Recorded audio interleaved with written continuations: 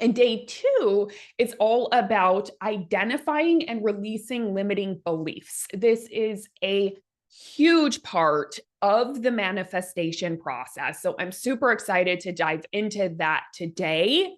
Yesterday, what we talked about was really getting clear on what it is you want. What is your soul's desire? What do you want to create? To start kind of creating that vision for yourself, seeing the outcome that you want, seeing it as done, and getting to know the version of you who's on your way there or who hasn't, right? I like to look at both. Who is the version of me that's on my way there that moves towards this thing? How does that version of me think, feel, act? What habits are getting me closer and closer to my future self? But also, who's the version of me who has it? How does she feel, right? What is she like? And starting to get to know those versions of us so that we can become them, right?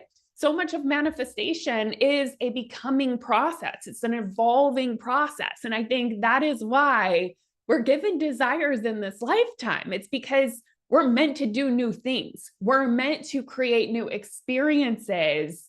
And through creating those new experiences, we're kind of forced to evolve, right? We can't just stay in our comfort zones. We can't keep doing the same thing over and over and expect a different result. It is what pulls us to grow and to learn and to explore as humans, which I think is part of the point of why we're here, right? We're meant to go on this adventure and this journey. Okay, so let's talk about thoughts and limiting beliefs, okay? Because we started talking about it yesterday, but I will tell you this bit of what I learned whenever I was going through my journey with money and learning the skill of creating money and learning how to create abundance in my life. This was the missing piece for me, right? Because, like I said, I had read the manifestation books. I was doing a lot of the work around it in terms of I was visualizing, I was seeing what I wanted, I was a lot in desire. I had vision boards, and a lot of things manifested for me. But when it came to money, it just felt like it wasn't manifesting. And I'll tell you what I learned was that the thoughts that we think most often really impact our lives, right? So, I mean, think about it, right? And I know all of you are on different spectrums of like manifesting, and some of you are totally new to this. Some of you are like, yes, I'm a seasoned manifester. I'm so into it, and I'm just here to really like soak in the energy of it. But I want to hear from you all, like how many of you have learned about the power of mindset? Or maybe whenever you have like watched reels from people or documentaries that you've learned like, oh, the power of mindset really matters. Or you've heard about the power of your thoughts. Or you have learned about visualization and how that can impact your life. Yeah, yes, 100%. Okay, awesome. And so what we're going to dive into is why, like how that actually works and how it is absolutely true that thoughts become things. And I don't mean every thought that we think all throughout the day becomes a thing. That's not what I'm referring to, right? Because we have like 60 to 90,000 thoughts a day, depending on the person. That's a lot of thoughts. Every single one isn't going to manifest into a thing. But the thoughts that we think most often, the thoughts that are habitual, those that are kind of in our subconscious that we learn, that are our core beliefs that we keep thinking over and over, what we do is when we have a thought, we experience it in our being and in our body, right? And we call that emotion. Emotion is energy in motion. So emotion or feelings, right? Like scarcity, that would be a feeling that we are experiencing in our bodies. We get tight, we get choked up. Maybe you feel it in your heart space. Maybe you feel it in your stomach, right? That is an emotion that is coming from a core belief that you are holding and keep telling yourself. We think it's just a real thing, right? We're like, it's just the way the world is. Really, I don't have enough, right? But really, it's just a habitual story that you keep telling yourself that's creating this emotion of, let's say, for instance, scarcity. And then when you're in scarcity, you act from that place. You create habits from that place, right? Or you don't act from that place. Maybe you don't do things, and that's what creates the results in our lives. So if you've ever learned about like the cognitive behavioral model in therapy, or if you've learned about the mindset model in life coaching, right? It's like, or if you've read manifestation books, right? This is just universal. It's taught in so many different ways, but our thoughts create our feelings drive our behaviors, and then our behaviors and our habits and what we do most often create the results that we have in our lives. So that is why when you look at it at its core, it is our thoughts that become things, right? Of course, our actions matter, but they're all driven by how we think. They're driven by the stories that we tell. And when I learned this, I realized that, gosh, like, this is an area I really haven't looked at. I knew that I practiced a lot of mantras around money. I've been a big fan of Louise Hayes, and I remember finding her in my 20s, and I used to have her CD. And I remember whenever I was going to like freelance and makeup jobs, I would put the affirmation CD in my car. That's only aging me. Right? But I'm sure y'all are with me. Who else has had CDs, right? And I would listen to those affirmations. I'm an abundant being. I magnetize money, all of these things. And I would feel them and I would practice them. But guess what? They didn't come to life. They didn't become a thing. And I'm like, WTF? I'm practicing these mantras over and over, and they're not becoming things in my life. But here is what I realized is that they can't become a thing if you have all of these other subconscious limiting beliefs that are running the show. If you have beliefs at your core that are in conflict with those, you have to be willing to actually look at those and like clean them up and at least be aware of them so that you know not to give into them. I'm not saying they're not going to come up, right? Limiting beliefs, of course, like we're humans, they're going to come up, but it's like, which thoughts are you going to choose? What are you going to choose today? That's what creates your life, right? And I used to think it was just thoughts become things. But then my husband, who was just on my podcast, so if you want to listen to the episode, he just did a 3-part series, but he suffered from extreme OCD, right? And I'm like, oh my gosh. And he started thinking, oh God, if thoughts become things, like he was having panic thoughts, terrible, worst case scenario. And what I learned from his journey is that it is not just a thought that becomes a thing. If you think it, it's like your brain can think whatever it wants. It's just which ones are you going to choose to hold on to? Which ones are you going to choose to act from? And then which ones are you going to choose to just process, feel the emotions of, but not give into? Right? Like my husband said on the podcast, he said he started seeing his thoughts like a parrot, right? There was just this parrot talking in his ear, and he got to decide, am I going to give into that one or not? Am I going to choose to follow that one or not? Because what we focus on grows. So it's really just about the thoughts that you choose to lean into and act from and live from that create the things in your life and the results in your life, right? So what's so fun is we can do this work with money, but the first step is awareness. We have to be willing to look at what we've been telling ourselves around money and what we've been believing about money. And one key indicator of what we believe around money is how we feel about it, because a belief a feeling is just the body's response to a thought or a story, right? That's what an emotion is. It's kind of like it's your cells and what they're doing, and are they contracting whenever you're thinking a thought, right? So, check in. Let's just do a check-in, because that's what we're going to do today. Is we're going to become aware of what your thoughts are around money. And we're going to do some coaching to help you shift your perspective and learn how to work with these limiting thoughts. But I want to check in with all of you. Whenever I say the word money, how do you feel? Right? No, let me ask it in a different way, because I think it depends on if you're thinking a lot of money or a little bit of money, right? How do you feel when you look at your account? How do you feel when you look at what you've made for the month? What is the emotion that comes up? Stressed? Oh my God, it's gone. Anxious, horrible, scarcity, disappointed, drained. Yeah, totally. Overwhelmed, defeated. Okay. Mm-hmm. Okay. Yeah. Not enough, stressed, totally. A lot of similar. Okay.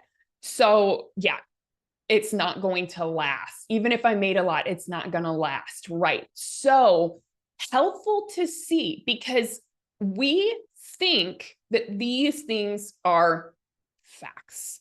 Our brain thinks that, right? We're like, this is just the way it, but what I want to offer to you is just that this is a limiting belief. So some of you actually wrote thoughts out like, it's not enough, it's going to go away, right? Those are thoughts. Some of you wrote feelings like overwhelmed, scarcity, tense, tight, shame. So you're going to know what is the limiting belief by asking yourself, what's the story that I'm telling myself that's creating this feeling? When I'm anxious, what's running through my mind? What is the sentence that's going through my mind that's creating shame, or that's creating anxiety, or that's creating overwhelm? Is it, I'm never going to do it, this isn't enough, oh my God, it's been like this for so long, right? That's what you want to ask yourself. I should be making money, totally, right? So I want you all to write this down and notice that this right here is not a fact. It may seem like a fact because if you've been thinking it a long time, or if it's been running in the background of your mind, the things that we think, we create. We also see evidence for it. When we're focused on it, that's what we see, right? So that's why it seems like a fact. And then we're like, well, see, I'm creating results like that, so it must be a fact, but it's not. It's a thought that you keep playing out and keep recreating in your life, because thoughts become things. And if you keep thinking it, it keeps becoming a thing, right? And then it's like this spiral that just doesn't help. And you're like, see, of course it's a fact. It's not a fact. What I want you to consider is that this is just a belief. It's a thought, right? It's not a fact. It is a story that you're telling yourself, that you are creating in your life. It may be something that you learned from your family, your education, your whatever. We're going to get into that, but it is a belief. Now, what do you see in the middle of the word belief? What do you see? Okay. You see the word lie? Good job, guys. You see the word lie. And beliefs are all illusions. They are lies. How do you know it's a real lie for you? Is if it feels terrible in your body. If it creates resistance in your body, that is like your soul telling you, this is not true for me. This is not in alignment. If it feels tight, contracted, closed, that is literally your soul and your intuition saying, this isn't true. It's like alerting your body. This is a thought that's not true. We're going in the wrong direction. This is a lie. So if your belief feels bad in your body and it feels tight and not open and not like love, it is not true. And you do not have to keep thinking that thought. You do not have to keep telling yourself that story, because as long as you do, you will keep creating the same results, because these thoughts and these lies become the things in our lives because we play it out. We feel it, we act from it, and then we go create it. That's exactly how manifestation works. So what I like to look at is, where do these lies come from, right? Where do these beliefs come from? And there's many different things, but I always like to think of it as, our brain, and you can see the visual here, that our brain is like it even looks like a sponge, like the sponges from the ocean. That's what our brain looks like. It soaks things in. And when we're the age of basically between 0 and 8 years old, we do not have, our conscious brain isn't formed, right? Our prefrontal cortex, the part of our brain that's really discerning and can say, I see it that way, or that makes sense, and this doesn't. We don't have discernment at that age. We just literally soak in what we learn.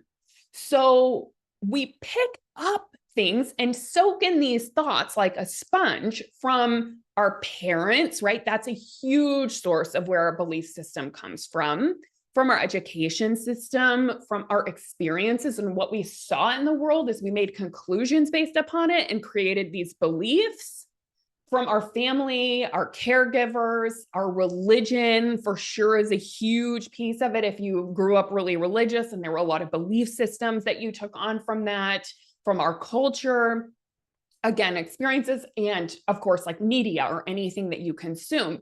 This is where these things are formed. And so I think it's really important to remember that the majority of our core beliefs or our subconscious beliefs got formed before we were 8 years old, before we even really had a choice in what we want to keep and what we don't.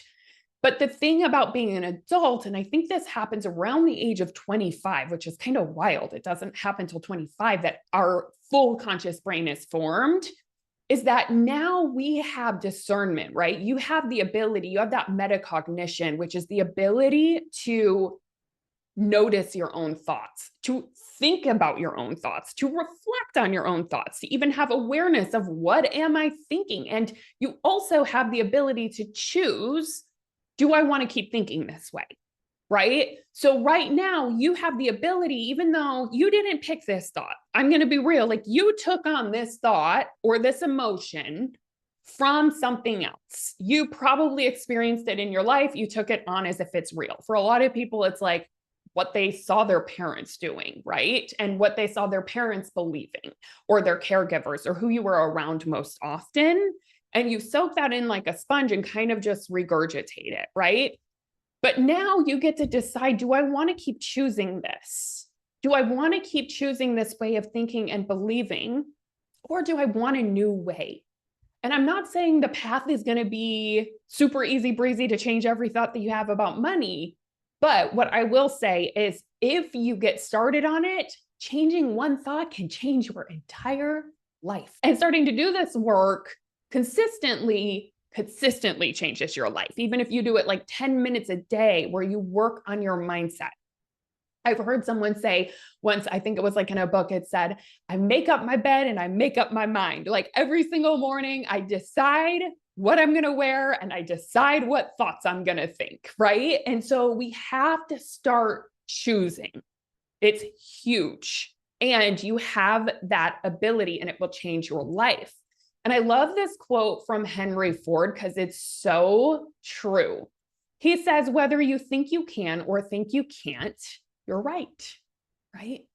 Whether you think you can or think you can't, you're right, because you will play out whichever you believe. So if you think you can't, you won't.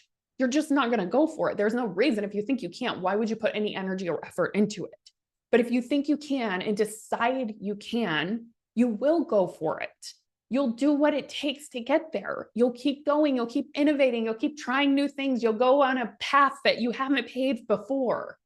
So we can decide to think that we can. All right. Yes, I love that. I make up my bed and make up my mind every morning.